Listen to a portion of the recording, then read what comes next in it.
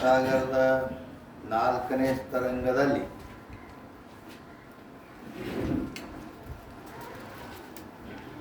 ಒಂದನೂರ 17ನೇ ಅಂಕ 117ನೇ ಅಂಕದಲ್ಲಿ ಉತ್ತರ ಹೇಳ್ತಾರೆ. ಅದರ ದೋಹ ಏನೈತಲ್ಲ, ಆ 36ನೇ ದೋಹಾದವರೆಗೆ ದೋಹಾದ ಅರ್ಥ ಹೇಳೇ, ಇನ್ನು ಮುಂದೆ ಅದರ ಟೀಕಾ ಹೇಳುವುದು. 117ನೇ ಅಂಕ 36ನೇ ದೋಹಾ ಹೇಳಿ ಮುಗಿದಿದೆ. 36ನೇ ಅಂದರೆ ಈ ದೋಹಾದ ಅರ್ಥ ಅಂದ್ರೆ ಟೀಕಾ ಅದರೊಳಗೆ ಹೇಳೋದೈತಿ. ಇನ್ನು ಟೀಕಾ ಹೇಳೋದೈತಿ. ಟೀಕಾ ಅಂದ್ರೆ ಇಲ್ಲಿವರೆಗೆ ಏನು ಹೇಳ್ಕೊಂಬಂದರು,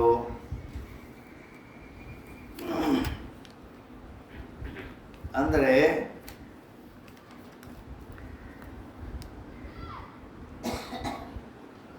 आत्मविमुख अंतर्मुख वृत्ति में आनंद का भान.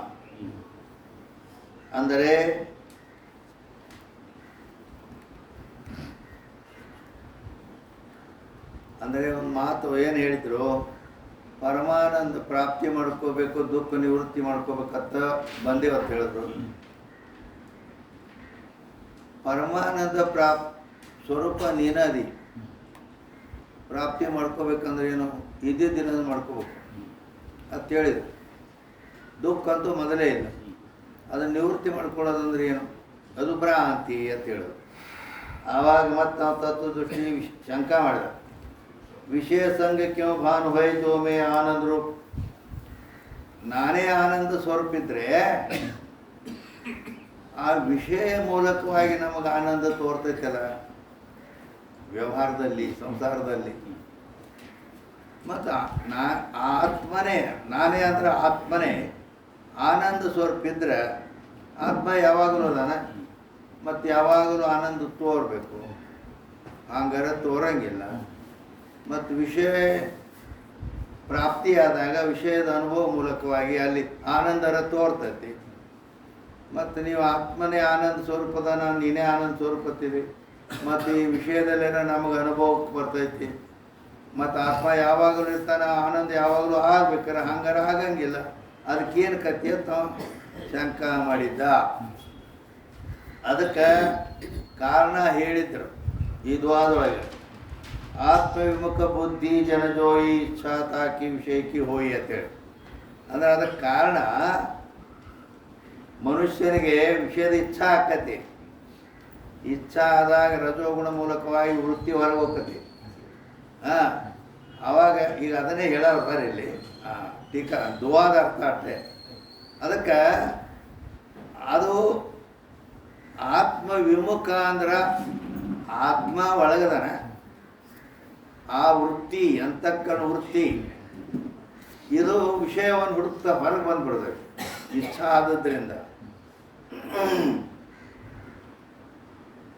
ಲೋಕದಲ್ಲಿ ಒಂದು ನಿಶ್ಚಯವಾದ ಮಾತು ಏನಂದ್ರೆ, ಯಾವುದೇ ವ್ಯವಹಾರದಲ್ಲಿ ವಿಷಯದ ಇರಲಿ ಅಥವಾ ಪ್ರಪಂಚದಲ್ಲಿ ಆಗ್ತಕ್ಕಂಥ ಆನಂದ ಸುಖ ಎಲ್ಲ ಯಾವುದೇ ಥರದಿಂದ ಆಗಲಿ, ಅವು ಎಲ್ಲ ಆತ್ಮನ ಪ್ರತಿಬಿಂಬಾನಂದಗಳೇ ತಿಳ್ಕೋಬೇಕು. ಯಾವಾಗ ನಮ್ಗೆ ಆನಂದ ಆಕೈತಿ, ಸುಖ ಆಕೈತಿ, ಸಂತೋಷ ಆಕೈತಿ, ಅವೆಲ್ಲ ಏನಂದ್ರೆ ಆತ್ಮನ ಪ್ರತಿಬಿಂಬ ಆ ವೃತ್ತಿಯಲ್ಲಿ ಬಿದ್ದು ಪ್ರತಿಬಿಂಬಾನಂದವನ್ನು ಅನುಭವಿಸಿ ನಮಗೆ ಆನಂದ ಆಗಿರ್ತೈತಿ. ವಿಷಯದ ಇಚ್ಛಾ ಆದಾಗ ಆ ವೃತ್ತಿ ಹೊರಗೆ ಹೋಗಿರ್ತೈತಿ. ಹೊರಗೆ ವೃತ್ತಿ ಹೋಗೈತಿ ಅಂದ್ರೆ ಕನ್ನಡಿನೇ ಇಲ್ಲಂದ್ರೆ ಪ್ರತಿಬಿಂಬ ಎಲ್ಲಿ ಬೀಳಬೇಕು. ಆವಾಗ ಆನಂದ ಆತ್ಮರಾಧಾನ ಆನಂದ ಸ್ವರೂಪ ಅದಾನೆ. ಅದನ್ನು ಆನಂದವನ್ನು ಪ್ರತಿಬಿಂಬ ಗ್ರಹಣ ಮಾಡ್ತಕ್ಕಂಥ ವೃತ್ತಿ ವಿಷಯ ಹುಡುಕಾಡಕ್ಕೆ ಹೊರಗೆ ಹೋಗ್ಬಿಟ್ಟೈತಿ. ಹಿಂಗಾಗಿ ಆವಾಗ ಇವಾಗ ಆನಂದ ಆತ್ಮ ಆನಂದ ತೋರೋದಿಲ್ಲ. ಅದಕ್ಕೆ ಮತ್ತು ಅದು ವಿಷಯ ಪ್ರಾಪ್ತಿ ಆಯ್ತಂದ್ರೆ ಆವಾಗ ವೃತ್ತಿ ಹೊರಗೆ ಒಳಗೆ ಬಂದ್ಬಿಡ್ತದೆ. ಅಂತಃಕರಣದಲ್ಲಿ ವಿಷಯದ ಇಚ್ಛಾ ಆದಾಗ ರಜೋಗುಣ ಆಗಿರ್ತದೆ. ವಿಷಯ ಪ್ರಾಪ್ತಿ ಆಯ್ತಂದ್ರೆ ಕೆಲಸ ಮುಗೀತಲ್ಲ, ಆವಾಗ ಸತ್ವಗುಣ ಆಗ್ತದೆ. ಇಲ್ಲಿ ಗುಣ ಚೇಂಜ್ ಆಗ್ತಾವ ಅಂತಃಕರಣದಲ್ಲಿ. ಇಚ್ಛಾ ಆದಾಗ ರಜೋಗುಣ, ಮತ್ತು ಅದು ಇಚ್ಛಾ ನಿವೃತ್ತಿ ಆಯ್ತಂದ್ರೆ ಸತ್ವಗುಣ. ಹೆಂಗೆ ಮತ್ತು ರಜೋಗುಣ ಇದ್ದಾಗ ವೃತ್ತಿ ಚಾಂಚಲ್ಯ ಇರ್ತೈತಿ, ಸತ್ವಗುಣ ಆದಾಗ ನಿಶ್ಚಲ ಶಾಂತ ಆಗಿರ್ತೈತಿ. ಹಿಂಗೆ ಕನ್ನಡಿ ಎದುರಿಗೆ ಹಿಡಿದು ಶಾಂತವಾಗಿ ಹಿಡ್ಕೊಂಡು ಹಿಂಗೆ ಕನ್ನಡಿ ತೊಗೊಂಡು ಹಿಂಗೆ ಮಾಡಿದ್ರೆ ಪ್ರತಿಬಿಂಬ ಹಾಕತ್ತೇನೆ ಇಲ್ಲ. ಅದಕ್ಕಾಗಿ ಅವಾಗ ಸತ್ವಗುಣ ಶಾಂತವಾಗಿರ್ತೈತಿ. ಎದುರಿಗೆ ಆ ವೃತ್ತಿ ಬಂದ ಕೂಡಲೇ ಆತ್ಮ ಅದರಲ್ಲಿ ಆತ್ಮನ ಪ್ರತಿಬಿಂಬ ಬೀಳ್ತದೆ. ಆ ಪ್ರತಿಬಿಂಬ ಆನಂದವನ್ನು ಅನುಭವ ಮಾಡಿ ನಾವು ನನಗೆ ಆನಂದ ಆಯಿತು ಅಂತೇವಿ. ಆನಂದರ ನಮ್ಮ ಆತ್ಮದ ಅನುಭವ ಮಾಡೇವಿ. ಆದ್ರೆ ಅದಕ್ಕೆ ನಿಮಿತ್ತ ಕಾರಣ ವಿಷಯ ಆಗಿದೆ. ಆ ವೃತ್ತಿಯನ್ನು ಒಳಗೆ ಕಳಿಸ್ಲಾಕ, ಅದನ್ನು ನಿಶ್ಚಲ ಮಾಡಲಾಕ ವೃತ್ತಿ ಮೂಲಕ ವಿಷಯ ಮೂಲಕವಾಗಿ ಇವಾಗ್ಯಾವ. ವಿಷಯದಲ್ಲಿರೋ ಆನಂದ ಇಲ್ಲ. ಹೀಗೆ ಅದರ ಪ್ರಕ್ರಿಯೆ ಐತಿ, ಅದನ್ನು ಹೇಳತ್ತೆ. हे शिष्य, आत्मा से विमुख है बुद्धि जाकी, ऐसा जो पुरुष ताकू विषय की इच्छा होवे. ಅವನ ವೃತ್ತಿ ಯಾವಾಗಲೂ ಇವು ಒಂದು ಭ್ರಾಂತಿ ಏನೈತೆ ಅಂದ್ರೆ ಆ ವಿಷಯದಲ್ಲೇ ಸುಖ ಐತೆ ಅಂತ ಒಂದು ಭ್ರಾಂತಿ ಐತೆ. ಮತ್ತು ಹುಡುಕ್ಯಾಡೋದೇ ಅಲ್ಲಿ ಹೊರಗ ವಿಷಯ ಎಲ್ಲಿದೆ ಒಳಗದವ ಹೊರಗ, ಅದು ಹೊರಗ ಹೋಗ್ತಿರ್ತೈತಿ. ಹಿಂಗೆ अनन विषय की इच्छा हुए या स्थान विषय जो भोग का साधन हुए सो विषय. विषय अंद्र शरीर इंद्रिय भिन्नत्वे सति भोग उपयोग विषय. विषयದ ಲಕ್ಷಣ ಶರೀರ ಇಂದ್ರಿಯಗಳಿಗಿಂತ ಭಿನ್ನ ಇರಬೇಕು, ಭೋಗಕ್ಕೆ ಉಪಯೋಗ ಆಗಿರಬೇಕು, ಅದಕ್ಕೆ ವಿಷಯ ಅನ್ನಬೇಕು. ಯಾತೆ ಧನಪುತ್ರಾದಿಕನ್ ಬಿ ಗ್ರಹಣ ಕರಿಲೇನ. ಆದ್ದರಿಂದ ಅದು ವಿಷಯಗಳಂದ್ರೆ ಇಲ್ಲಿ ರೊಕ್ಕ ರೂಪಾಯಿ ಅನ್ನು ಹೆಂಡ್ರ ಮಕ್ಕಳರ ಅನ್ನು ಏನತ್ತೆ ಅನ್ಕೋ. ಏನು ತಾ ವಿಷಯಕ್ಕೆ ಇಚ್ಛಾತೆ ಬುದ್ಧಿ ಚಂಚಲ್ ರೇ. ವಿಷಯದ ಇಚ್ಛಾ ಆಯಿತು, ಅಲ್ಲಿ ಅಂತಃಕರಣದೊಳಗೆ ರಜೋಗುಣ ಉತ್ಪನ್ನಕತಿ. ರಜೋಗುಣ ಚಂಚಲ ಇರ್ತೈತಿ ಮತ್ತು ವೃತ್ತಿ ಹೊರಗೆ ಹೋಗ್ಬಿಡ್ತದೆ. ಈಗ चंचल है, ता चंचल बुद्धि में आत्मस्वरूप आनंद का आभास कई प्रतिबिंब नहीं होवे.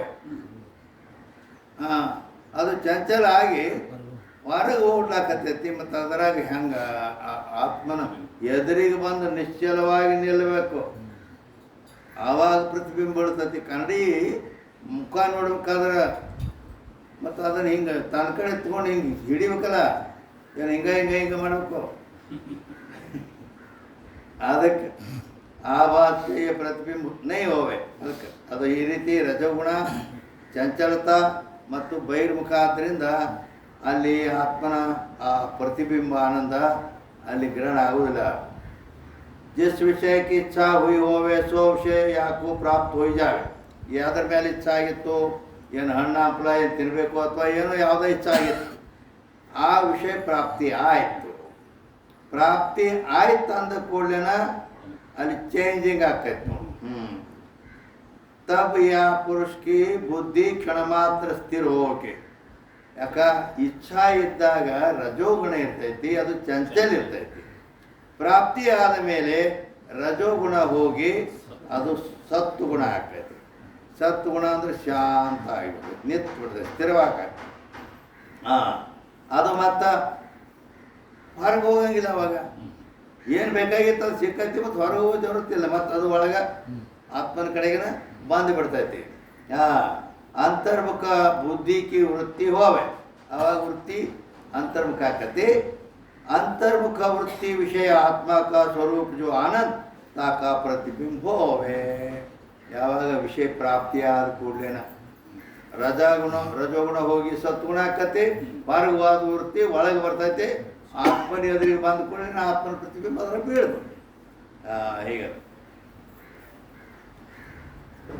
तिस आत्मस्वरूप आनंद के प्रतिबिंब को अनुभव करके ಅದು ಎದುರಿಗೆ ಬಂದ ಕೂಡಲೇ ಅದರ ಆವೃತ್ತಿಯಲ್ಲಿ ಆತ್ಮನ ಪ್ರತಿಬಿಂಬ ಬೀಳ್ತದೆ. ಆ ಪ್ರತಿಬಿಂಬ ಆನಂದವನ್ನು ಇವ ಅನುಭವ ಮಾಡ್ತಾನೆ. ಆತ್ಮನ ಪ್ರತಿಬಿಂಬ ಆನಂದವನ್ನೇ ಅನುಭವ ಮಾಡಿ ಅವು ಭ್ರಾಂತಿ ಏನಾಗ್ತೈತಿ ಅಂತ ಕೇಳಿದ್ರೆ, ಮೇರೆ ಕೋ ವಿಷಯ ಸೆ ಆನಂದ ಕಾ ಲಾಭ ಹುವಾ, ನನಗೀಗೇನು ಆನಂದ ಆಯಿತು, ಆನಂದ ಆ ವಿಷಯ ಮೂಲಕವಾಗಿ ಆನಂದ ಅಂತ ತಿಳಿತಾನೆ. ಅಂದ್ರೆ ಯಾಕಂದ್ರೆ ಆ ವಿಷಯ ಏನು ಮಾಡೈತಿ ಅಂತಂದ್ರೆ, ಇವು ವಿಷಯದ ಇಚ್ಛಾ ಇತ್ತು ಅಂತೇಳಿ ವೃತ್ತಿಯಲ್ಲಿ ಚಂಚಲತಾ ಆಗಿ ಹೊರಗೋಗಿತ್ತು. ಆ ವಿಷಯ ಪ್ರಾಪ್ತಿ ಆಯ್ತು ಅಂದ ಕೂಡಲೇ ಆ ವೃತ್ತಿ ಮತ್ತು ಒಳಗೆ ಬಂತು. ಒಳಗೆ ಬರ್ಲಾಕ ವಿಷಯ ಕಾರಣ ಆಯ್ತು. ಮತ್ತು ಗುಣ ಚೇಂಜ್ ಆಯ್ತು. ರಜೋಗುಣ ಹೋಗಿ ಸತ್ಗುಣ ಆಗಲಿಕ್ಕೆ ಕಾರಣ ಆಯಿತು. ರಜೋಗುಣ ಹೋಗಿ ಸತ್ವಗುಣ ಕಾರಣ ಆಯಿತು, ಶಾಂತ ಆಯಿತು.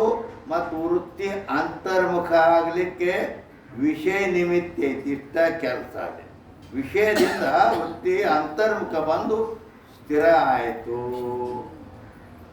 ಆ ಸ್ಥಿರವಾದ ವೃತ್ತಿಯಲ್ಲಿ ಆತ್ಮನ ಪ್ರತಿಬಿಂಬ ಬಿತ್ತು, ಆನಂದ ಅನುಭವಿಸ್ತಾನೆ.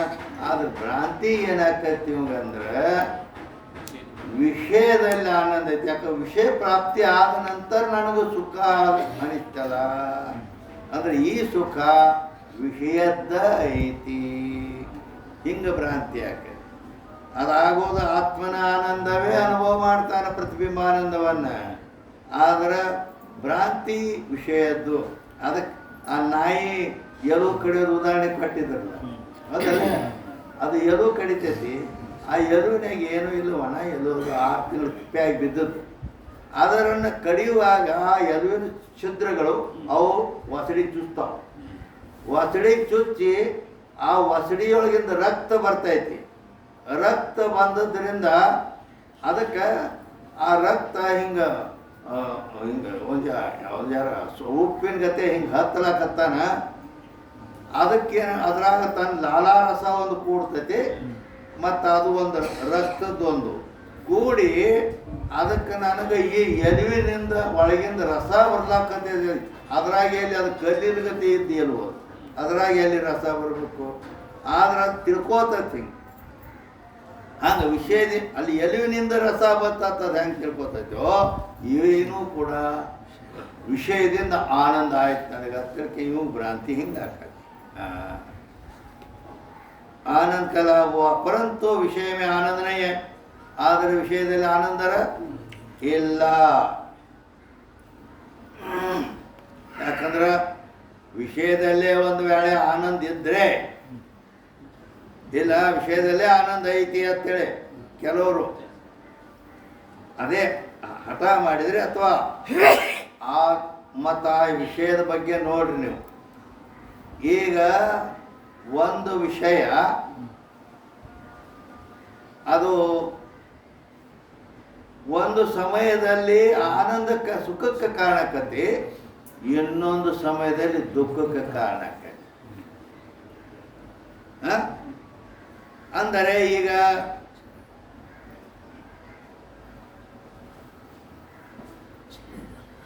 ಒಂದು ಈಗ ಬೆಂಕಿನ ತಿಳ್ಕೊ, ಬೆಂಕಿ ಅತಿ ಚಳಿ ಏನಿರ್ತೈತಲ್ಲ, ಅತಿಯಾದ ಚಳಿ ಇದ್ದಾಗ ಅಲ್ಲೇ ಹಳ್ಳಿಗಳಲ್ಲಿ ಅದು ನೋಡ್ರಿ, ಎಲ್ಲ ಕಸ ಅವು ಇವು ಗೊಳೆ ಮಾಡಿ ಉರಿ ಹಚ್ತಾರೆ.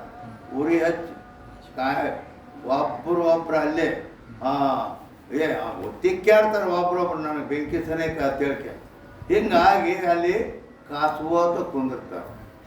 ಬೆಂಕಿ ಎಷ್ಟು ಸಮೀಪ ಬೆಂಕಿ ಜಳ ಬಡಿತೈತಿ ಅಷ್ಟು ಸುಖ ಅನ್ನಿಸ್ತೈತೆ.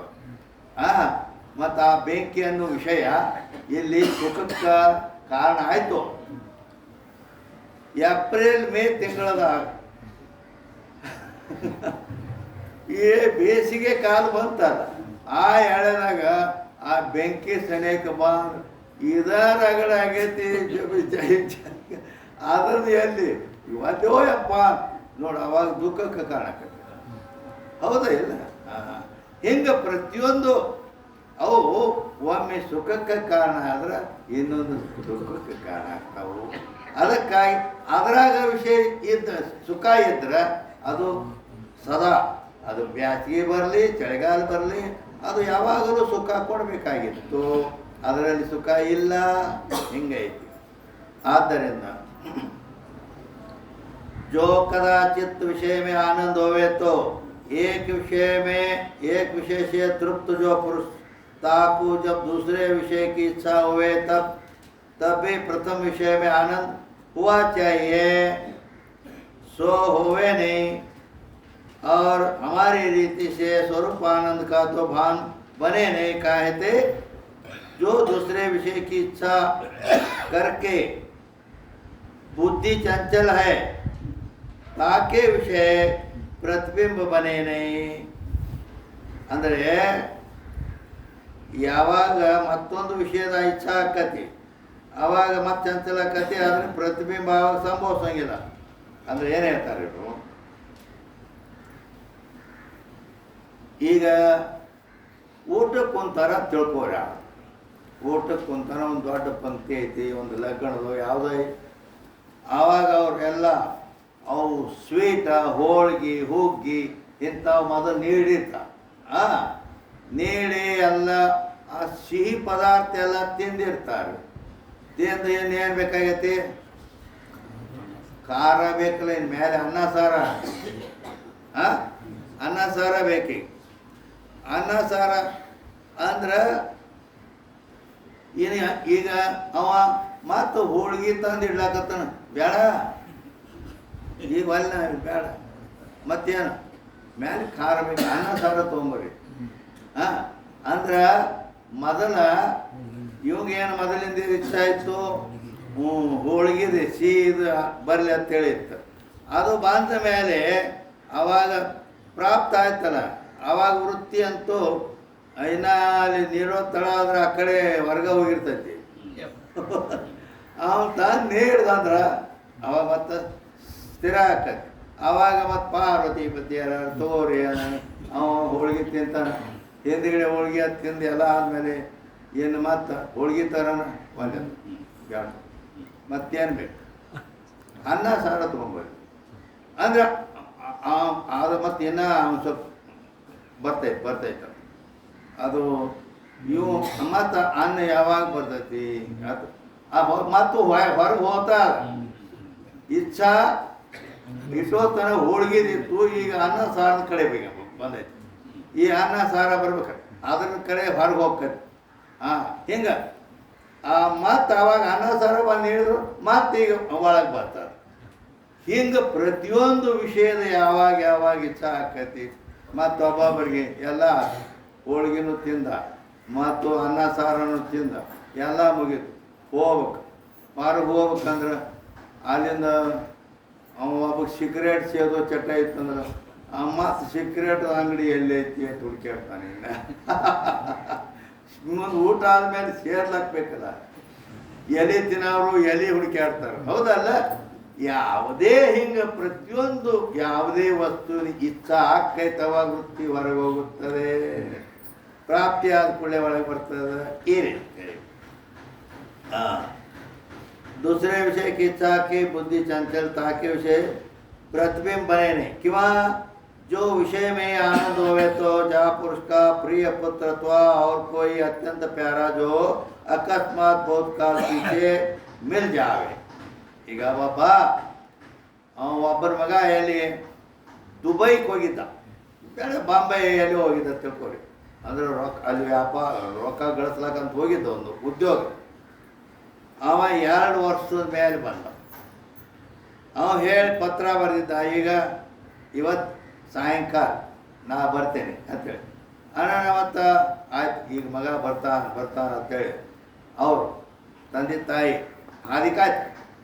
आवाग मिल जावे, तब देखते ही प्रथम जो आनंद होवे सो आनंद फेरी सदा नहीं होता. ಅಂದ್ರೆ ಈಗ ಮಗ ಬಂದ, ಬಾಗಲ ಸನೇಕ ಬಂದ, ನೋಡಿದ್ರಿ ಇವರು ಬಂದ ಅಂತೇಳಿ ಭಾಳ ಅವ್ನು ನೋಡಿದ ಕೂಡಲೇ ಆನಂದ ಆಕತ್ತೆ ಅವಾಗ, ಹೌದಿಲ್ಲ?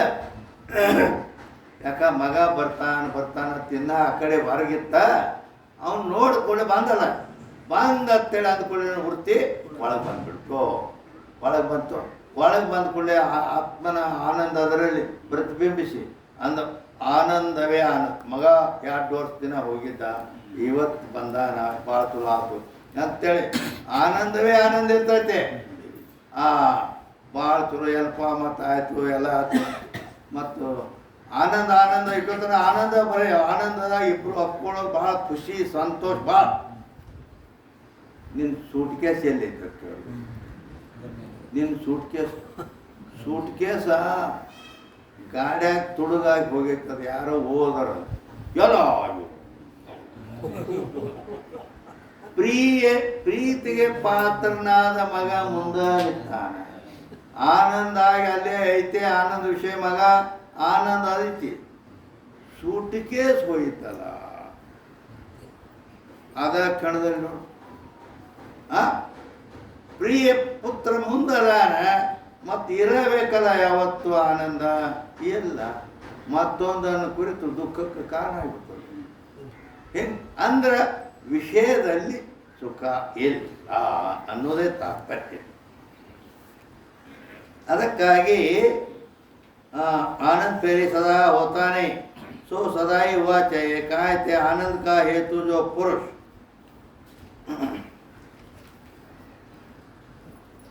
है सो वाक्य समीप है।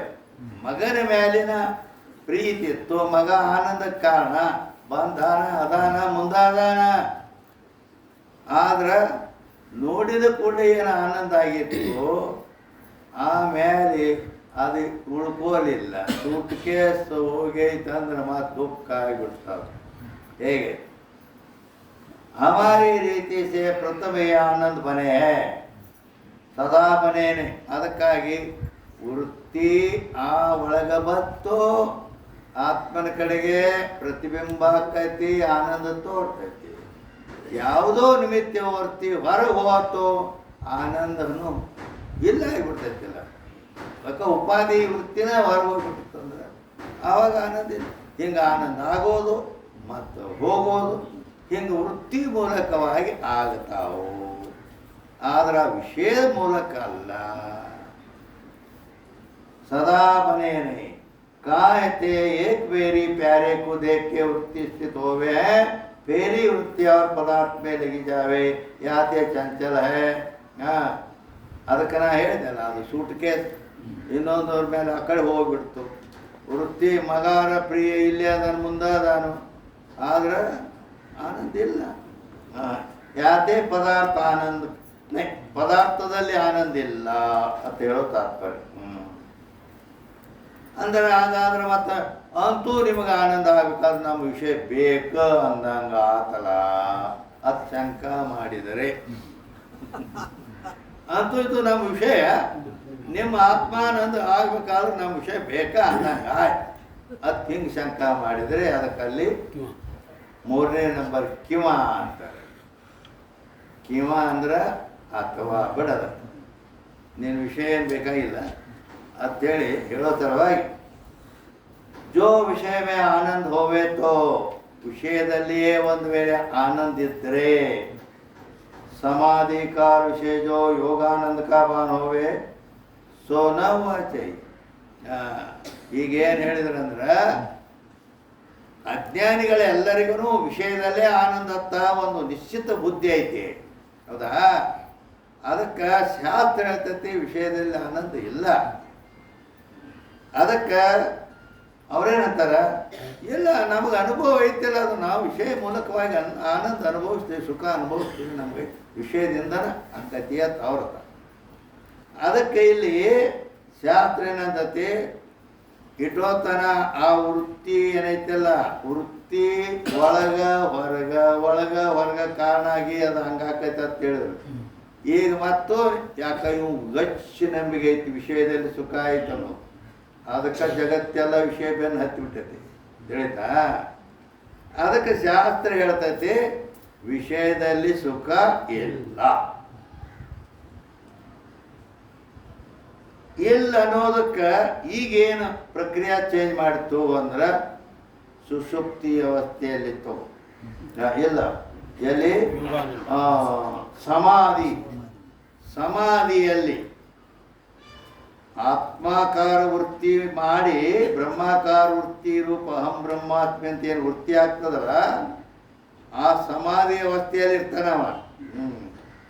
ಸಮಾಧಿ ಅಂದ್ರೆ ಮತ್ತು ನೀವು ಬೇರೆ ಕಡೆ ಆ ಕಡೆ ಹೋಗೋದು ಅಂದ್ರೆ ಅಷ್ಟಾಂಗ ಯೋಗ, ಯೋಗಶಾಸ್ತ್ರ ಪ್ರಕಾರ.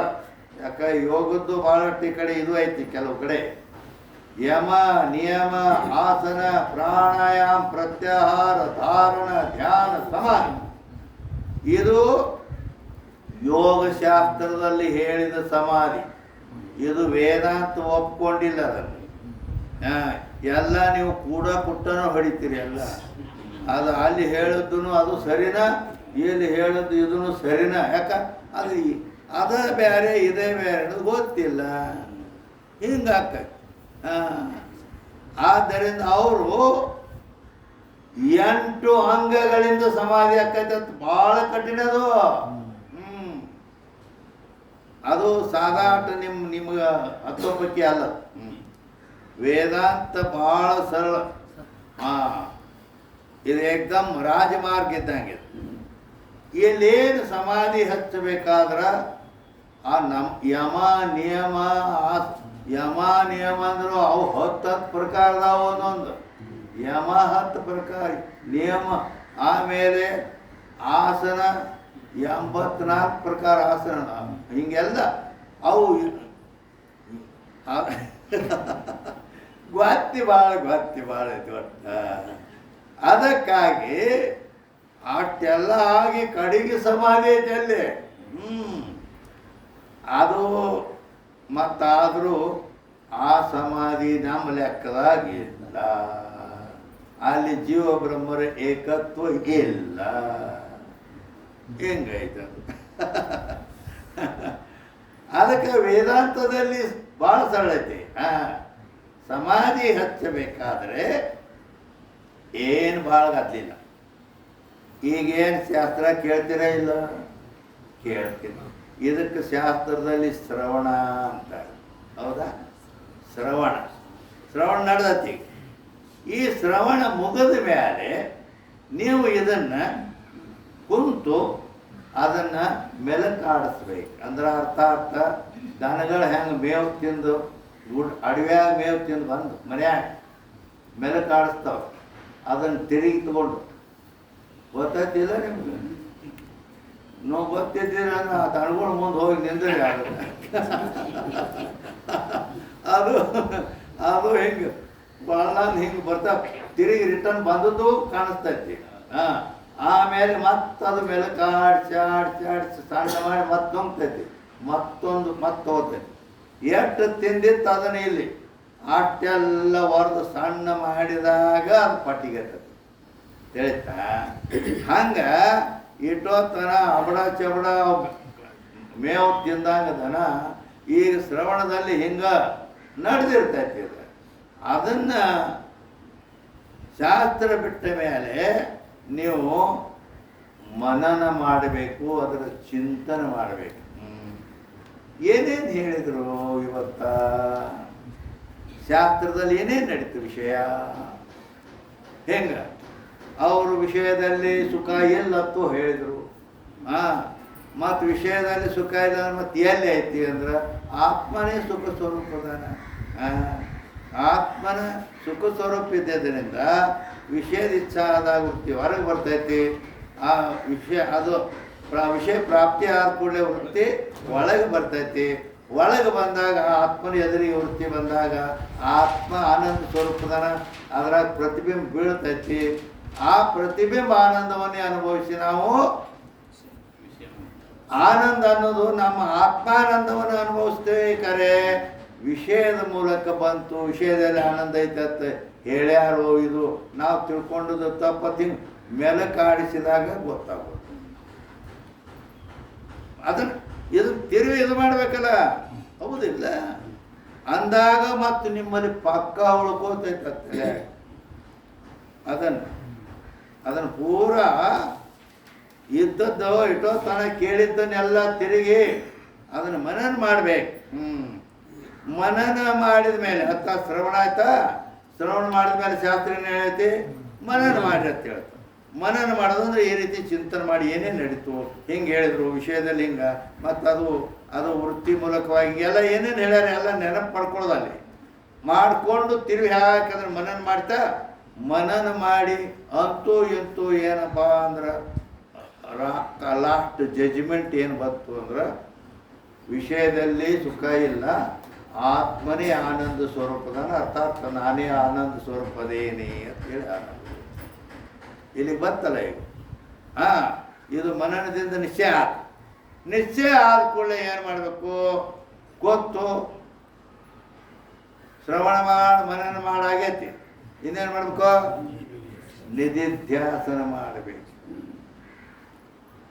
ಒಟ್ಟು ಸುಖ ಎಲ್ಲೈತಿ ಒಳಗೆ, ಆತ್ಮ ಸುಖ ಸ್ವರೂಪದ ಅಂದ್ರೆ ನಾನು ಅಂತ ಆನಂದ ಸ್ವರೂಪನೇ ನಾನು, ಸಚ್ಚಿತ್ ಆನಂದ ನಿತ್ಯ ಪರಿಪೂರ್ಣನಾದ ಪರಬ್ರಹ್ಮ ಸ್ವರೂಪನೇ ನಾನಿದ್ದೇನೆ ಅಂತ ನಿಧಿಧ್ಯಾಸನ ಮಾಡು ಅಂತ ಶಾಸ್ತ್ರ ಹೇಳಿದೆ.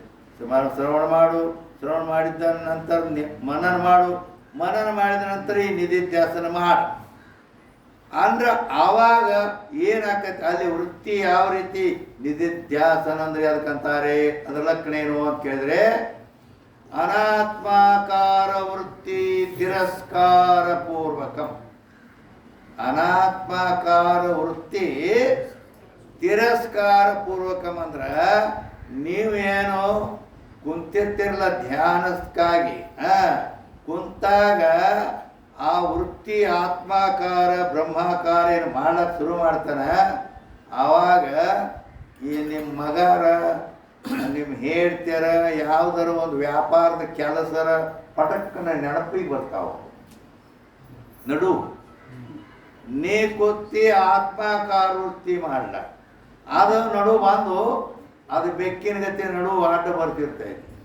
ಆವಾಗ ಇದು ಅನಾತ್ಮಾಕಾರ ವೃತ್ತಿ ಅದು ಅನಾತ್ಮಾಕಾರ, ಅದು ನಡು ಅಂದ್ರೆ ತಿರಸ್ಕಾರ ಪೂರ್ವಕ ಅಂದ್ರೆ ಅದನ್ನ ಈಗ ಯಾಕೆ ಬರ್ತೀನಿ ಅಂತ ಅದನ್ನ ತೆಗಿಬೇಕು. ಅದನ್ನ ತೆಗೆದು ಮತ್ತೆ ಬಿಡೋದಿಲ್ಲ. ಅದ ಮತ್ತ ಆತ್ಮಾಕಾರ ಸತ್ಯ ಚಿತ್ತಾನಂದ ನಿತ್ಯ ಪರಿಪೂರ್ಣನಾಗಿ ಸ್ವಯಂ ಪ್ರಕಾಶ ಸ್ವರೂಪನಾಗಿ ಆನಂದ ಸಾಗರನೇ ತಾನಾಗಿ ಆ ಪರಬ್ರಹ್ಮ ಸ್ವರೂಪವೇ ನಾನಿದ್ದೇನೆ ಅಂತ ವೃತ್ತಿ ಅದರ ಆಕಾರ ಮಾಡಲಿಕ್ಕೆ ಪ್ರಯತ್ನ ಮಾಡಬೇಕು. ನಡು ಏನಾದ್ರು ಬರ್ಲಾಕತ್ತಿತ್ತು ಅದನ್ನು ತೆಗಿಬೇಕು. ಹಿಂಗೆ ಮಾಡ್ಕೋತ ಕೆಲವು ದಿವಸ ಮಾಡಿದ ಅಭ್ಯಾಸದ ಮೇಲಿಂದ ಅದು ವೃತ್ತಿ ಧಾರಾಕಾರವಾಗಿ ಹರಿಲಿಕ್ಕೆ ಚಾಲು ಆಕತಿ. ಹೇಳ್ತಾ ಅಂದ್ರ ಆವಾಗ ಈ ದೇಹವನ್ನ ಮರೀತೈತೆ. ಅರ್ಥಾತ್ ನಾನು ಎಕ್ಕಡಿ ಏನು ಕುಂತೇನೋ ನಿಂತೇನೋ ಗೊತ್ತಿಲ್ಲ, ಎಕ್ಕಡಿ ಕುಂತೇನೋ ಅನ್ನೋದನ್ನು ಗೊತ್ತಿಲ್ಲ. ಏನು ಗೊತ್ತೈತೆ ಅಂದ್ರೆ ಈಗ ನಾ ಸಮಾಧಿ ಹಚ್ಕೊಂಡು ಕುಂತೇನಿಟ್ಟ ಗೊತ್ತಿತ್ತು. ಅದು ಸವಿಕಲ್ಪಕ ಸಮಾಧಿಯಲ್ಲಿ ಮಾತ್ರ. ಅದಕ್ಕಾಗಿ ಅಲ್ಲಿ ನಾವು ಆತ್ಮಾಕಾರ ವೃತ್ತಿಯನ್ನು ಮಾಡ್ಕೋತ ಕೂತ್ಬಿಡೋದು. ಬ್ರಹ್ಮಾಕಾರ ವೃತ್ತಿ ಸ್ವಯಂ ಪ್ರಕಾಶ ಪರಿಪೂರ್ಣ ವ್ಯಾಪಕ ಆಕಾಶದಂತೆ ಸರ್ವತ್ರ ವ್ಯಾಪಕವಾಗಿ ಪರಿಪೂರ್ಣವಾಗಿ ನಾನಿದ್ದೇನೆ ಅಂತ ವೃತ್ತಿ ಮಾಡಿ ಅದರಲ್ಲಿ ಎದ್ದು ಬಿಡು. ಇದು ಮಾಡಾಗಲ್ಲ. ನೀ ಆಸನ ಹಾಕೋದು ಬೇಕಾಗಿಲ್ಲ, ನೀ ಅದು ಮಾಡು ಇದು ಮಾಡು, ಏನು ಗದ್ದಲನೂ ಇಲ್ಲ. ಇಟ್ಟ ಅದನ್ನ ನೆನಪು ಮಾಡ್ಕೊಂಡ್ಬಿಡೋದು ಆತ್ಮನ ಸ್ವರೂಪ ಲಕ್ಷಣಗಳನ್ನು. ಅದೇ ಇದರಲ್ಲಿ ಎದ್ದು ಬಿಡೋದು. ಹಿಂಗೆ ಮಾಡ್ತಾ ಹೋಗೋದ್ರಿಂದ ಕೆಲವು ದಿನ ಪರ್ಯಂತರ ಶರೀರದ ಮರವೇ ಆಗಿಬಿಟ್ಟಿರ್ತೈತಿ. ಕೂತೇನೋ ನಿಂತೇನೋ ಗೊತ್ತಿಲ್ಲ, ಅಂತೂ ಈಗ ನಾ ಸಮಾಧಿ ಹಚ್ಕೊಂಡು ಕುಂತೇನೋ ಅನ್ನೋದು ಮಾತ್ರ ಗೊತ್ತಿರ್ತೈತಿ. ಅದು ಎಲ್ಲಿ ತನಕ ಗೊತ್ತಿರ್ತೈತಿ ಅಲ್ಲಿ ತನಕ ಅದು ಸವಿಕಲ್ಪ ಸಮಾಧಿ ಅಂತಾರೆ. ಅದಕ್ಕೆ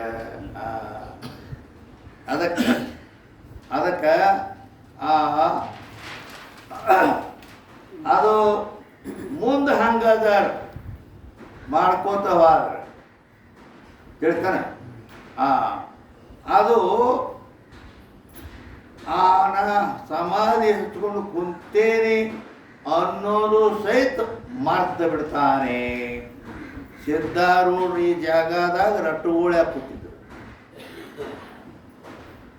ಅವ್ರ ತಲೆ ಮೇಲೆ ಬೆಂಕಿ ಇಟ್ಟದ್ದು ಗೊತ್ತೈತಿ ನಿಮಗೆ? ಏನು ಗೊತ್ತಿಲ್ಲೋ? ಎಲ್ಲರಿಗೂ ಗೊತ್ತೈತಿ. ದನ ಕಾಯೋ ಹುಡುಗರು ಆ ಕುಳ್ಳಿನ್ಯಾಗ ಬೆಂಕಿ ಹಚ್ಚಿ ಸಿದ್ಧಾರೂಢರು ತಲೆ ಮೇಲೆ ಇಟ್ಟು ಹೋಗಿದ್ವು. ಆದರೂ ನಿರ್ವಿಕಲ್ಪ ಸಮಾಧಿಯಲ್ಲಿ ಅವ್ರು ಕುಡ್ತದ್ರಿಂದ ಅವ್ರಿಗೇನು ಅರಿವಾಗಿಲ್ಲ. ಮತ್ತೆ ಪುಣ್ಯಾತ್ಮ ನೋಡಿ ಎಲ್ಲ ಅಂತೇಳಿ ತೆಗೆದು ಅಂದ್ರೆ ಈ ರೀತಿ ನಿರ್ವಿಕಲ್ಪ ಸಮಾಧಿ ಹೋಯ್ತಂದ್ರ ಮುಗೀತದೆ. ಆ ಆತ್ಮಾನಂದದಲ್ಲೇ ಯಾವತ್ತೂ ಇರೋದು, ನಿತ್ಯಾನಂದದಲ್ಲಿ ರಮಿಸಲು ಯೋಗಿ ಅಂತೇಳಿ. ಹಂಗ ಇಲ್ಲಿ ಇದನ್ನ ಯಾಕೆ ಹೇಳಿದ್ರೆ ಸಮಾಧಿಯ ಶಬ್ದ ಬಂದದ ಅಂತ ಹೇಳಿದೆ ಇಷ್ಟೇ. ಅದಕ್ಕೇನು ಭಾಳ ದೊಡ್ಡ ಕೆಲಸ ಇಲ್ಲ, ಏನಿಲ್ಲ. ಇದೇ ಶ್ರವಣ ಮನನ ನಿಧಿಧ್ಯಾಸನ ಮಾಡಿ ನಿಧಿಧ್ಯಾಸನದ ಪರಿಪಕ್ವ ಸ್ಥಿತಿಯೇ ಸಮಾಧಿ. ಹೀಗದ. ಅದಕ್ಕೆ ಇಲ್ಲೇನು ಹೇಳ್ತಾರೆ,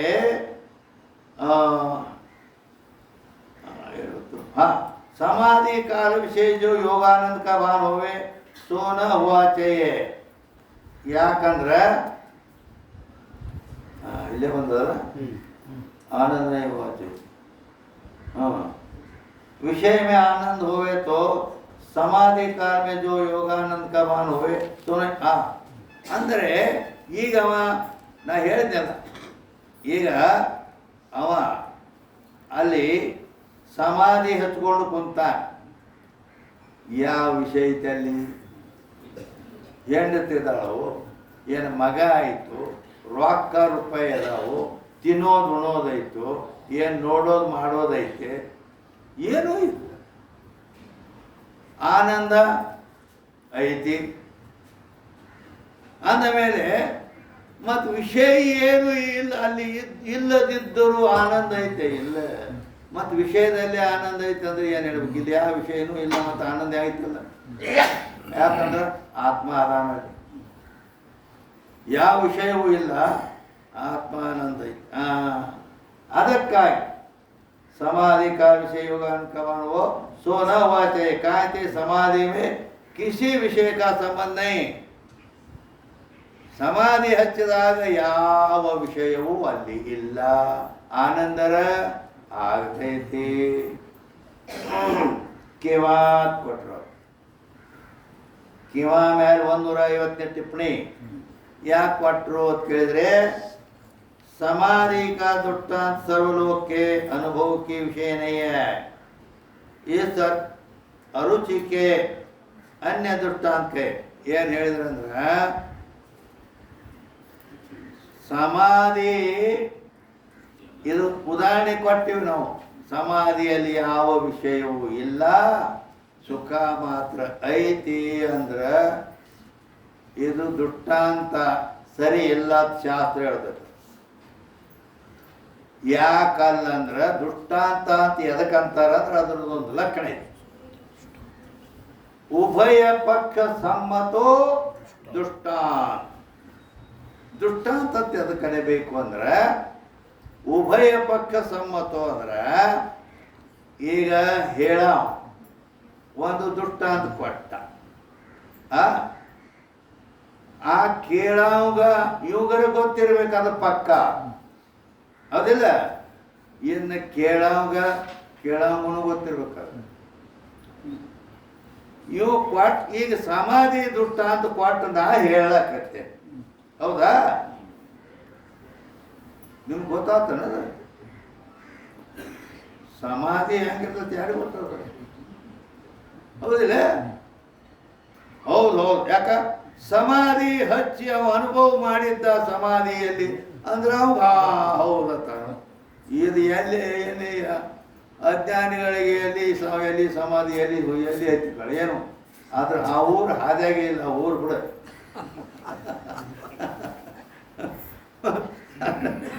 ಅದಕ್ಕಾಗಿ ಇಂಥ ದೃಷ್ಟಾಂತ ಕೊಟ್ರೆ ಮತ್ತು ಅವ್ರು ಹೆಂಗೆ ತಿಳ್ಕೋಬೇಕು?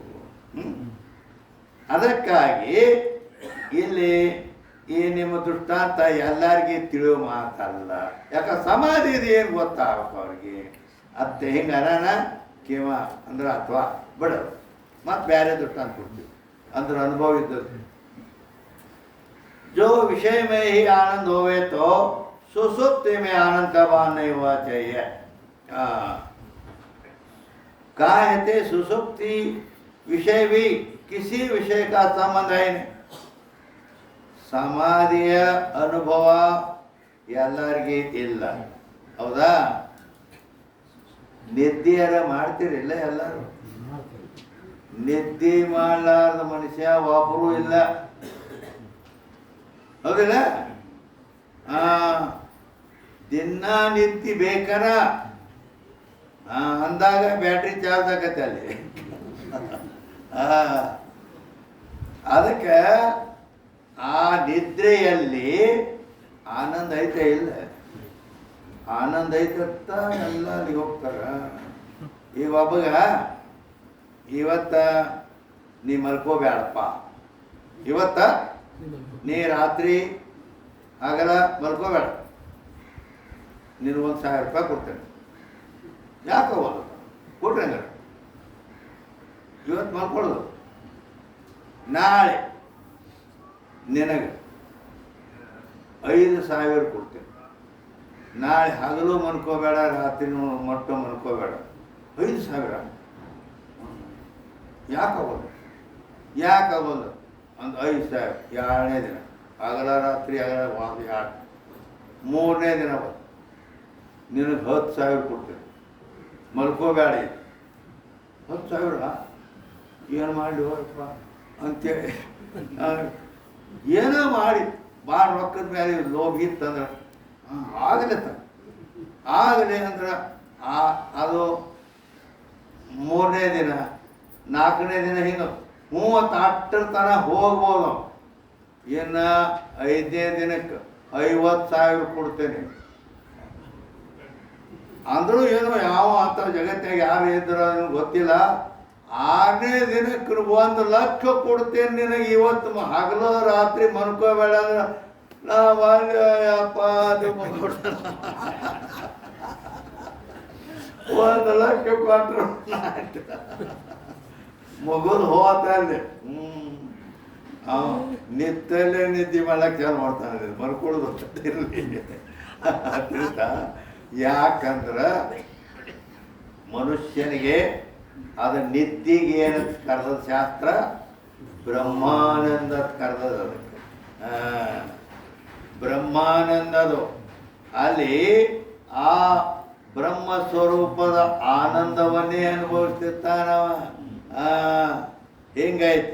ಈ ನಿನ್ನ ಬ್ಯಾಟ್ರಿ ಇದು ಡೌನ್ ಆಗಿ ಹೋಗ್ತೈತಿ ಚಂತಾನ ಎಷ್ಟು ತಿರುಗಾಡಿ ಮಾಡಿ ಹಿಂಗೆಲ್ಲ. ಆಮೇಲೆ ಮತ್ತು ಅಲ್ಲಿ ಚಾರ್ಜ್ ರಾತ್ರಿ ಚಾರ್ಜ್ ಹಾಕ್ಕೊಂಡಾಗ ಅವಾಗ ಪ್ರೆಸ್ ಹಾಕ್ಕೊಂಡು ಮತ್ತೆ ಹಿಂಗೆ ಹಂಗಾಯ್ತು. ಆದ್ದರಿಂದ ಸುಸುಪ್ತಿಯ ಅನುಭವ ಎಲ್ಲರಿಗೆ ಐತೆ. ಅಂದ ಮೇಲೆ ಸುಸುಪ್ತಿಯಲ್ಲಿ ಯಾವ ವಿಷಯ ಐತಪ್ಪ? ನಿದ್ದೆ ಎತ್ತಿದಾಗ ಏನು ಹೇಳ್ತಿದ್ದಾಳೋ, ಮಕ್ಕಳದಾರೋ, ತಿನ್ನೋದೈತೋ, ಉಣೋದೈತೋ, ನೋಡೋದು, ಏನು ಮಾಡೋದು ಏನೈತಿ? ಏನೂ ಇಲ್ಲ. ಸುಖ ಐತೆ. ಆದ್ದರಿಂದ ವಿಷಯದಲ್ಲಿ ಸುಖ ಐತಿ ಅತ್ಯದ ಮೇಲೆ ಹೇಳ್ತಿ, ವಿಷಯದಲ್ಲಿ ಇಲ್ಲ. ಅಲ್ಲಿ ಯಾವ ವಿಷಯ ಇಲ್ಲಲ್ಲ. ಸುಸುಪ್ತಿಯಲ್ಲಿ ನಿದ್ರೆಯಲ್ಲಿ ಯಾವ ವಿಷಯನೂ ಇಲ್ಲ, ಆದ್ರೆ ಆನಂದ ಮಾತ್ರ ಅಲ್ಲಿ ಐತಿ. ಆದ್ದರಿಂದ ಆತ್ಮವಾಗಿದ್ದಾನೆ ಅಲ್ಲಿ, ಆದ್ದರಿಂದ ಆನಂದ ಐತಿ. ಅಂದ ಮೇಲೆ ಆತ್ಮನೇ ಆನಂದ ಸ್ವರೂಪದನ, ವಿಷಯದಲ್ಲಿ ಆನಂದ ಇಲ್ಲ ಅಂತ ಹೇಳೋದು ಪಡ್ತೈತೆ. ಯಾತೆ ವಿಷಯ ಮೇ ಆನಂದ नहीं किंतु ಆತ್ಮಸ್ವರೂಪ ಆನಂದ ಸಾರೇ ಬಾನ್ ಹೋವೆ. ಯಾವುದೇ ನೀ ಆನಂದ ಅನುಭವಿಸ್ತೇನೆ, ಸುಖ ಅನುಭವಿಸ್ತೇನೆ ಅಂದರೆ ಅದು ಆತ್ಮಸ್ವರೂಪ ಆನಂದವೇ ಇರ್ತೈತೆ, ಮತ್ತೊಂದಲ್ಲ. इसी वास्ते वेद में लिखा है उत्पत्ति ಪ್ರಮಾಣ ಕೊಟ್ರಿ. ವೇದ ಕಡೆ ಹೋಗ್ರಿ, ವೇದದಲ್ಲಿ ಹಿಂಗೆ ಬರ್ಕೊಂಬಂದಾರ. ಏನತ್ತ? ಆತ್ಮಸ್ವರೂಪ ಆನಂದ ಕೋಲೇಕೆ ಸಾರೇ ಆನಂದ ವಾಲೆ ಹೋವೆ. ಜಗತ್ತಿನ ನೀ ಯಾವುದ ಅದು ವಿಷಯದಿಂದರಾಗಲಿ, ಯಾವುದ ತಿನ್ನೋದು, ಉಣೋದು, ನೋಡೋದು, ಸಿನಿಮಾ ಅಂತ ಯಾವುದರಿಂದ, ಸಂಗೀತ ಕೇಳೋದು, ಯಾವುದರಿಂದ ನಿನಗೆ ಆನಂದ ಆಗತೈತಿ, ಆ ಆನಂದವೆಲ್ಲ ಆತ್ಮಸ್ವರೂಪನ ಆನಂದವೇ ಐತೆ ಅನ್ನೋದಕ್ಕೆ ಶ್ರುತಿ ಪ್ರಮಾಣ ಐತೆ. ಹೆಂಗ ಇಲ್ಲಿ ಬರೀ ವೇದದಾಗ ಬರ್ಕೊಂಬಂದಾರ ಹೇಳ್ಯಾರ. ಎಲ್ಲಿ ಬರ್ಕೊಂಬಂದಾರ? ನೀವು ವೇದದಾಗ ಹೋಗಿ ಹುಡುಕ್ಯಾಡ್ರಿ. ಅಂದರೆ ಶುಕ್ಲ ಯಜುರ್ವೇದದಲ್ಲಿ, ಶುಕ್ಲ ಯಜುರ್ವೇದ ಬೃಹದಾರಣ್ಯಕೋಪನಿಷತ್, ಬೃಹದಾರಣ್ಯಕೋಪನಿಷತ್ ಎಲ್ಲ ಉಪನಿಷತ್ತುಗಳಲ್ಲಿ ದೊಡ್ಡದು, ಇಟ್ಟು ದಪ್ಪ ಐತೆ, ಎಲ್ಲಕ್ಕಿಂತ ದೊಡ್ಡದು ಬೃಹದ್ವಾರ. ಆ ಶುಕ್ಲ ಯಜುರ್ವೇದದ ಬೃಹದಾರಣ್ಯಕೋಪನಿಷತ್ತಿನ ಯಾವ 4ನೇ ಅಧ್ಯಾಯದ 3ನೇ ಬ್ರಾಹ್ಮಣ ಬರ್ತದೆ. ಅಧ್ಯಾಯ 4ನೇದ್ದು, ಬ್ರಾಹ್ಮಣ 3ನೇದ್ದು, ಆಮೇಲೆ 32ನೇ ಮಂತ್ರ. ಅಲ್ಲಿ ಏನು ಹೇಳ್ಯದ ಅಂತ ಕೇಳಿದರೆ, ಏತಸ್ಯೈವಾನಂದಸ್ಯ ಅನನ್ಯಾನಿ ಭೂತಾನಿ ಮಾತ್ರ ಮುಪಜೀವಂತಿ ಅಂತ ಹೇಳಿದ್ದಾರೆ. ಅಂದರೆ ಏತಸ್ಯೈವಾನಂದಂ ಅಂದ್ರ ಆ ಬ್ರಹ್ಮಾನಂದವೇ ಅಥವಾ ಆತ್ಮಾನಂದವೇ ಅನ್ಯಾನಿ ಭೂತಾನಿ ಅಂದ್ರ ಉಳಿದ ಜೀವಿಗಳೇನದಾವಲ್ಲ, ಯಾವುದೇ ರೀತಿ ಅವಕ್ಕೆ ಆನಂದ ಆಗ್ತೈತೆ ಅಂದ್ರ ಇದ ಆನಂದವೇ ಅವೆಲ್ಲವುಗಳಲ್ಲಿ ತೋರ್ತೈತಿ. ಆತ್ಮಾನಂದವೇ ಅಲ್ಲಿ ತೋರ್ತೈತಿ. ಇದನ್ನು ಬಿಟ್ಟು ಬೇರೆ ಯಾವ ಆನಂದ ಅನ್ನೋದು ಇಲ್ಲ ಇಲ್ಲ ಅದು ಹಿಂಗ ಉಪನಿಷತ್ತು ವೇದ ಹೇಳ್ಯಾರ. ಅದಕ್ಕೆ ಅಲ್ಲದೆ ಇನ್ನೂ ಒಂದು ಶ್ರುತಿ ಪ್ರಮಾಣ ಅಲ್ಲಿ ಕೃಷ್ಣ ಯಜುರ್ವೇದದ ತೈತ್ತಿರ ಉಪನಿಷತ್ತಿನಲ್ಲಿಯೂ ಕೂಡ ಹೇಳಿ.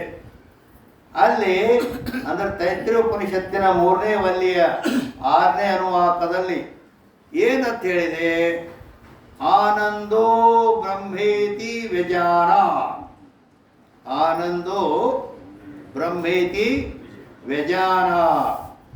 ಮುಂದೆ ಹೇಳ್ತಾ ಹೋಗ್ತದದು ಶ್ರುತಿ, ಆನಂದ ದೇವ ಖಲ್ವಿಮಾನಿ ಭೂತಾನಿ ಜಾಯಂತೆ, ಆನಂದೇನ ಜಾತಾನಿ ಜೀವಂತಿ, ಆನಂದಂ ಪ್ರಯಂತೆ ವಿಸಂವಿಶಂತೀತಿ ಅಂತ ಹಿಂಗೆ ಬರೀ ಆನಂದದ ಬಗ್ಗೆ. ಅರ್ಥಾತ್ ಈ ಆನಂದದಿಂದಲೇ ಈ ಜೀವಿಗಳೆಲ್ಲ ಹುಟ್ಟುತ್ತವೆ, ಆನಂದದಲ್ಲೇ ಇವು ಅದು ಆನಂದವನ್ನೇ ಪಡೆದೇ ಜೀವಿಸಿಕೊಂಡು ಇರುತ್ತವೆ, ಆ ಆನಂದದಲ್ಲಿ ಇವೆಲ್ಲ ಲಯವಾಗುತ್ತವೆ. ಅಂದ ಮೇಲೆ ಆ ಬ್ರಹ್ಮ ಆನಂದ ಸ್ವರೂಪ ಇದೆ. ಹೆಂಗ ವೇದಗಳು ಅಲ್ಲಲ್ಲಿ ಹೇಳ್ತಾ ಇವೆ.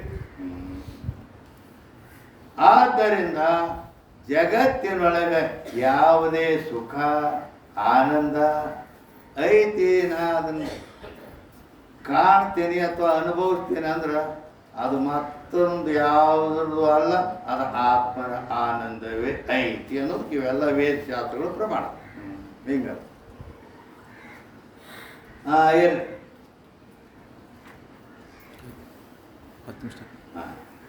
ಅದು ನೋಡಿ ಹೇಳ್ತವ.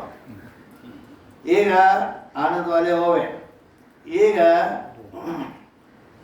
ನೀವು ಇದು ಮಾಡ್ತಿರಲ್ಲ, ಮನೆಯೊಳಗೆ ಹಬ್ಬ ಹುಡುಗಿ ಬಂದಾಗ ಹೋಳ್ಗೆ ಮಾಡ್ತೀರಿ, ಹುಗ್ಗಿ ಮಾಡ್ತೀರಿ, ಮತ್ತು ಏನೇನು ಸಿಹಿ ಪದಾರ್ಥ ಯಾವ ಮಾಡಿದ್ರು ಅವೆಲ್ಲ ಎದರು ಬೆಲ್ಲದ ಸಿಹಿ ಅದರದ್ದು ಬೆಲ್ಲದ್ದು, ಬೆಲ್ಲದನು ಬೇಡ ಸಕ್ಕರೆದನು. ಆ ಸಕ್ಕರೆ ಆದ್ರೂ ಕಬ್ಬಿಂದ, ಬೆಲ್ಲ ಆದ್ರೂ ಕಬ್ಬಿಂದ. ಹೌದಾ ಇಲ್ಲ? ಅದಕ್ಕೆ ಅದ ಕಬ್ಬಿನ ಸಿಹಿ ಸಕ್ಕರೆ ಬೆಲ್ಲ ಆಗಿ ಐತೆ. ಅದು ನೀ ಮಿಠಾಯಿ ಅಂಗಡಿಯಾಗ ಯಾವುದೋ ಮಿಠಾಯಿ ಸ್ವೀಟ್ ತಗೊಂಡ್ರು ಅದು ಸಕ್ಕರೆದ ಬೆಲ್ಲದ ಅದ. ಅಂದ್ರೆ ಸಕ್ಕರೆ ಬೇರೆ ಅಲ್ಲ, ಬೆಲ್ಲ ಬೇರೆ ಅಲ್ಲ, ಎರಡು ಅದಾವ. ಯಾಕ ಒಂದೇ ಕಬ್ಬಿನ ರಸದಿಂದ ಹಾಕವ. ಅದಕ್ಕಾಗಿ ಪದಾರ್ಥಗಳಲ್ಲಿ ಬೇರೆ ಬೇರೆ ಉಪಾಧಿಗಳ ಮೂಲಕವಾಗಿ ನಾವು ಏನು ಸಿಹಿ ಅಂತೇಳಿ ಏನು ಇದು ಮಾಡ್ತೇವೆ, ಅದೆಲ್ಲ ಆ ಸಕ್ರಿದೆ ಐತೆಲ್ಲ, ಹೌದಲ್ಲ? ಆ ರೀತಿ ಎಷ್ಟು ಸಂಸಾರದಲ್ಲಿ ಯಾವುದೇ ನಮಗೆ ಸುಖ ಅಂತ ಕಾಣ್ತೈತಿ, ಆ ಆನಂದ ಅದು ಎಲ್ಲ ಆತ್ಮಂದೇ ಐತಿ. ಹೆಂಗ? ಅದಕ್ಕೆ ವಿಷಯ ಸಂಗತಿ ಹೊಯ್ ಪ್ರಕಟ ಆತ್ಮ ಆನಂದರು ಶಿಷ್ಯ ಸುನಾಯೋ ತೋ ಹಿ ಮೈ ಯ ಸಿದ್ಧಾಂತ ಅನು. ಅಂದರೆ ಶಿಷ್ಯನೇ, ವಿಷಯಗಳ ಸಂಬಂಧದಿಂದಲೇ ಆತ್ಮನ ಆನಂದ ಸ್ವರೂಪವು ಪ್ರಕಟ ಆಕತಿ. ಅಂದ್ರೆ ವಿಷಯ ಏನು ಮಾಡೈತಂದ್ರೆ ಆ ವೃತ್ತಿಯನ್ನು ಒಳಗೆ ಕಳಿಸಲಿಕ್ಕೆ ಕಾರಣ ಆಗೈತಿ. ಮತ್ತೋದೇನಿದೆ ಅದಕ್ಕಾಗಿ ಇದು ಅಂದ್ರೆ ಇದು ನಮ್ಮ ವೇದಾಂತದ ಸಿದ್ಧಾಂತ. ನಾನು ನಿನಗಿದನ್ನು ಹೇಳಿದನೆ ಅಂತೇಳಿಕೆ ಇಲ್ಲಿ 37ನೇ ದ್ವಾದೊಳಗೆ ಹೇಳಿದರು. ಸೋಟ ಸೋತು ಮೋಹಿವ ಬಾ ಜೋ ಯಾಮೆ ಶಂಕಾರಹಿ ನಿಜಮತಿ ಮೇ ಮತಿರಾ ಮೈ ತಾಕೋ ಉತ್ತರ ಕವು. ಅಂದರೆ ಮತ್ತು ಗುರುಗಳು ಏನು ಮಾಡ್ತಾರೆ, ಎಲ್ಲ ಶಿಷ್ಯನಿಗೆ ತಿಳಿಸಿ ಹೇಳಿದ್ರು, ಹಿಂಗೆ ವಿಷಯದಲ್ಲಿ ಆನಂದ ಇಲ್ಲ, ಅದು ಆತ್ಮನ ಆನಂದವೇ, ಬೇರೆ ವಿಷಯ ಉಪಾಧಿ ಮೂಲಕವಾಗಿ ತೋರ್ತೈತಿ, ಆದ್ರೆ ನಿನ್ನ ಆತ್ಮ ಆನಂದವೇ ಐತಿ ಅಂತ ಹೇಳಿದ್ರು. ಹಿಂಗೆಲ್ಲ ಹೇಳಿದ ಮೇಲೆ ಸೋತು ಮೋಹಿವ ಜೋ ಯಾಮೆ ಶಂಕಾರ ಇಟ್ಟೆಲ್ಲ ನಿನಗೆ ತಿಳಿಸಿ ಹೇಳಿ, ನಿನಗೆ ಇದ್ರಾಗ ಮತ್ತೇನಾರ ಸಂಶಯ ಉಳ್ಕೊಂಡಿದ್ರು ಮತ್ತು ನಾನು ಕೇಳ, ನಾನು ತಿಳಿಸಿ ಹೇಳ್ದೆ. ಅದು ಇಲ್ಲಿ ಹೇಳೋದು 38ನೇ ದೋಹಾದಲ್ಲಿ. ಈಗ ಐತೇನು ಟೈಮ್ ಏನು? ಓಕೆ. 118ನೇ. ಈಗ ಮತ್ತೆ ಶಿಷ್ಯ ಪ್ರಶ್ನೆ ಮಾಡ್ತಾನೆ. ನೋಡಿ ಇನ್ನು ಪ್ರಶ್ನೆ ಹೆಂಗೆ ಮಾಡ್ತಾನೆ, ಏನೇನು ಕೇಳಿದೆ. ज्ञानी को विषय की इच्छा और ताके संबंध से पूर्व सुख का भान होवे अथवा नहीं. ಏನು ಕೇಳ್ತಾನೆ ಗೊತ್ತದ?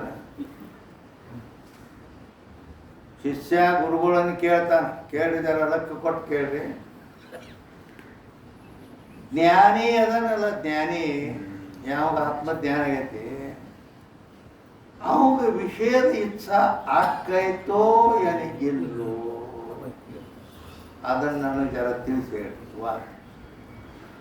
ಜ್ಞಾನಿಗೆ ವಿಷಯದ ಇಚ್ಛಾ ಆಕೈತೋ ಏನಿಲ್ಲೋ, ಅಜ್ಞಾನಿಗಂತೂ ಆಗತ್ತೆ, ಅದೇನು ಹೇಳೋ ಜರುರತೆ ಇಲ್ಲ, ಅದು ನಡೆದೈತ. ಜ್ಞಾನಿ ಬಗ್ಗೆ ಹೇಳ್ತಾನವ, ಜ್ಞಾನಿಗೆ ವಿಷಯದ ಇಚ್ಛಾ ಆಕೈತೋ ಏನಿಲ್ಲೋ ಒಂದು. ಇನ್ನು ಆ ವಿಷಯದ ಒಂದು ವೇಳೆ ಅವಾಗ ಇಚ್ಛಾ ಆಕೈತೆ ಅಥವಾ ವಿಷಯ ಅನುಭವಿಸೋದ್ರಿಂದ ಅವಾಗ ಸುಖ ಅಜ್ಞಾನಿಗೆ ಹೆಂಗೆ ಆಕೈತೆ, ಅವಾಗ ಸುಖ ಆಕೈತೋ ಏನಿಲ್ಲೋ ಇದನ್ನು ಸ್ವಲ್ಪ ನಾನು ತಿಳಿಸಿ ಹೇಳ್ರಿ ಅಂತ.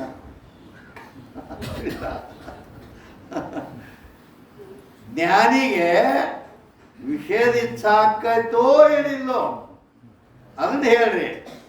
ವಿಷಯ ಅನುಭವ ಕಾಲದಲ್ಲಿ ಅವಾಗ ಸುಖ ಅನ್ನಿಸ್ತೈತೋ ಏನಿಲ್ಲೋ ಇದನ್ನು ತಿಳಿಸಿ ಹೇಳಿ ನನಗೆ ಕೇಳ. ಅದಕ್ಕೆ ಇಲ್ಲಿ ತತ್ವದೃಷ್ಟಿ ಇರುವ 15 ದ್ವಾರದೊಳಗೆ ಹೇಳ್ತಾನೆ ನಾವು. ಅದು ಮೊದಲು ನಾನು ನಿಮ್ಗೆ ಹಿಂಗೆ ಪ್ರಶ್ನೆ ಕೇಳ್ತಾನಂತ ಹೇಳಿಕೊಟ್ಟೆ ಅಷ್ಟೇ.